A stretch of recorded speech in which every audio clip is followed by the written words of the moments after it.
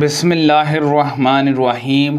نبی کریم صلی اللہ علیہ وسلم نے احسان سے فرمایا مشرکین مکہ تم بھی ہجوا کر دے۔ یہ فرمایا کہ ان کی ہجوا کا جواب دو، جبرائیل علیہ السلام تمہارے ساتھ ہیں جیسے وہ غبار میری نظروں کے سامنے ہیں۔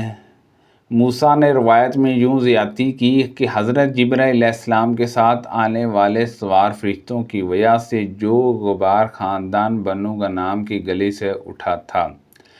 حارث بن ہشام رضی اللہ عنہ نے نبی کریم صلی اللہ علیہ وسلم سے پوچھا کہ وحی آپ کے پاس کس طرح آتی ہے؟ ان حضرت صلی اللہ علیہ وسلم نے فرمایا کئی طرح سے آتی ہے، کبھی فرشتے کے ذریعے آتی ہے تو وہ گھنٹی بجانے کی آواز کی طرح نازل ہوتی ہے، جب وحی ختم ہو جاتی ہے تو جو کچھ فرشتے نے نازل کیا ہوتا ہے میں اسے پوری طرح یاد کر چکا ہوتا ہوں۔ وحی اترنے کی یہ صورت میرے لیے بہت دشوار ہوتی ہے۔ کبھی فرشتہ میرے سامنے ایک مرد کی صورت میں آ جاتا ہے، وہ مجھ سے باتیں کرتا ہے اور جو کچھ کہا جاتا ہے میں اسے پوری طرح یاد کر لیتا ہوں۔ میں نے نبی کریم صلی اللہ علیہ وسلم سے سنا، آپ فرما رہے تھے کہ اللہ کے راستے میں جو شخص کسی چیز کا بیج جوڑ دے تو جنت کے چوکیدار فرشتے اسے بلائیں گے کہ فلاں اس دروازے سے اندر آ جا۔ حضرت ابو بکر رضی اللہ عنہ نے اس پر کہا کہ یہ تو وہ شخص ہوگا جسے کوئی نقصان نہ ہوگا۔ نبی کریم صلی اللہ علیہ وسلم نے فرمایا کہ مجھے امید ہے کہ تم بھی انہی میں سے ہوگا۔ نبی کریم صلی اللہ علیہ وسلم نے ایک مرتبہ فرمایا، اے عائشہ، یہ جبرائیل علیہ السلام آئے ہیں، تم کو سلام کہہ رہے ہیں۔ عائشہ رضی اللہ عنہا نے جواب میں کہا کہ وعلیکم السلام ورحمۃ اللہ وبرکاتہ۔ آپ وہ چیزیں دیکھتے ہیں جنہیں میں نہیں دیکھ سکتی۔ عائشہ رضی اللہ عنہا کی مراد نبی کریم صلی اللہ علیہ وسلم سے تھی۔ رسول کریم صلی اللہ علیہ وسلم نے حضرت جبرائیل علیہ السلام سے ایک مرتبہ فرمایا، ہم سے ملاقات کے لیے جتنی مرتبہ آپ آتے ہیں اس سے زیادہ کیوں نہیں آتے؟ بیان کیا کہ اس پر یہ آیت نازل ہوئی اور ہم انہیں اتارتے ہیں، لیکن تیرے رب کے حکم سے اسی کا ہے جو کچھ کہ ہمارے سامنے ہے اور جو کچھ ہمارے پیچھے ہے، آخری آیت تک۔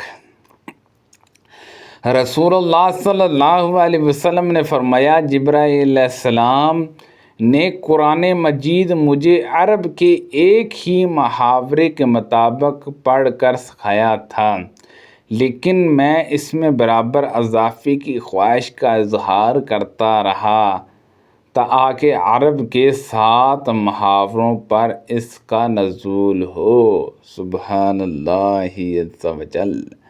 رسول اللہ صلی اللہ علیہ وسلم سب سے زیادہ سخی تھے اور آپ کی سخاوت رمضان شریف کے مہینے میں اور بڑھ جاتی۔ جب حضرت جبرائیل علیہ السلام آپ سے ملاقات کے لیے ہر روز آنے لگتے، حضرت جبرائیل علیہ السلام آپ صلی اللہ علیہ وسلم سے رمضان کی ہر رات میں ملاقات کے لیے آتے اور آپ سے قرآن کا دورہ کیا کرتے تھے۔ ان حضرت صلی اللہ علیہ وسلم خصوصاً اس دور میں جب حضرت جبرائیل علیہ السلام روزانہ آپ سے ملاقات کے لیے آتے تو آپ خیر و برکات میں تیز چلنے والی ہوا سے بھی زیادہ سخی ہو جاتے تھے۔ اور عبداللہ بن مبارک سے روایت ہے، ان سے معمر نے اسی سند کے ساتھ اس طرح بیان کیا کہ اور حضرت ابو ہریرہ رضی اللہ عنہ اور حضرت فاطمہ رضی اللہ عنہا نے نقل کیا تو نبی کریم صلی اللہ علیہ وسلم سے کہ حضرت جبرائیل علیہ السلام ان حضرت صلی اللہ علیہ وسلم کے ساتھ قرآن مجید کا دورہ کیا کرتے تھے۔ ان سے ابن شہاب نے کہ حضرت عمر بن عبدالعزیز رحمۃ اللہ علیہ نے ایک دن عصر کی نماز کے کچھ کچھ دیر کر کے پڑھی۔ اس پر عروہ بن زبیر رحمۃ اللہ علیہ نے ان سے کہا، لیکن جبرائیل علیہ السلام نماز کا طریقہ نہ حضرت صلی اللہ علیہ وسلم کو سکھانے کے لیے نازل ہوئے اور رسول اللہ صلی اللہ علیہ وسلم کے آگے ہو کر آپ کو نماز پڑھائی۔ حضرت عمر بن عبدالعزیز نے کہا، عروہ آپ کو بھی معلوم ہے آپ کیا کہہ رہے ہیں؟ عروہ نے کہا کہ اور سن لو، میں نے بشیر بن ابن مسعود سے سنا اور انہوں نے ابن مسعود رضی اللہ عنہ سے سنا۔ انہوں نے بیان کیا کہ میں نے رسول اللہ صلی اللہ علیہ وسلم سے سنا۔ آپ فرما رہے تھے کہ حضرت جبرائیل علیہ السلام نازل ہوئے اور انہوں نے مجھے نماز پڑھائی۔ میں نے ان کے ساتھ نماز پڑھی، پھر دوسرے وقت کی ان کے ساتھ میں نے نماز پڑھی، پھر ان کے ساتھ میں نے نماز پڑھی، پھر میں نے ان کے ساتھ نماز پڑھی، پھر میں ان کے ساتھ نماز پڑھی۔ اپنی انگلیوں پر میں نے 5 نمازوں کو گن کر بتایا۔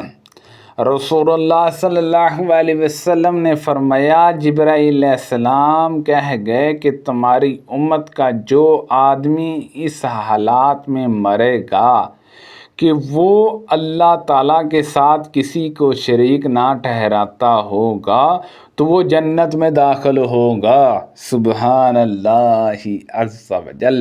آپ نے یہ بھی فرمایا کہ جہنم میں داخل نہیں ہوگا، خواہ اس نے اپنی زندگی میں زنا کیا ہو، خواہ چوری کی ہو اور خواہ زنا اور چوری کرتا ہو۔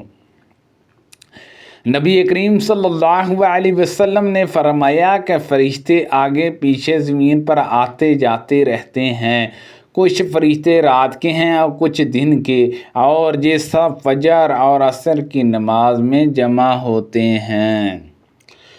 پھر وہ فرشتے جو تمہارے جہاں رات میں رہے اللہ کے حضور میں جاتے ہیں، اللہ تعالیٰ ان سے دریافت فرماتا ہے، حالانکہ وہ سب سے زیادہ جاننے والا ہے کہ تم نے میرے بندوں کو کس حال میں چھوڑا۔ وہ فرشتے عرض کرتے ہیں کہ جب ہم نے انہیں چھوڑا تو وہ فجر کی نماز پڑھ رہے تھے، اور اسی طرح جب ہم ان کے جہاں گئے تھے جب بھی وہ عصر کی نماز پڑھ رہے تھے۔ سبحان اللہ عز و جل۔ اللہ پاک سے دعا ہے کہ اللہ پاک ان حدیثوں پر عمل کرنے کی توفیق عطا فرمائے۔ اللہ پاک ہم سب کو صحت و تندرستی عطا فرمائے۔ صدقہ جاریہ سے دوسرے لوگوں تک زیادہ سے زیادہ شیئر کیجیے، آمین، بجاہ النبی الامین صلی اللہ علیہ وسلم۔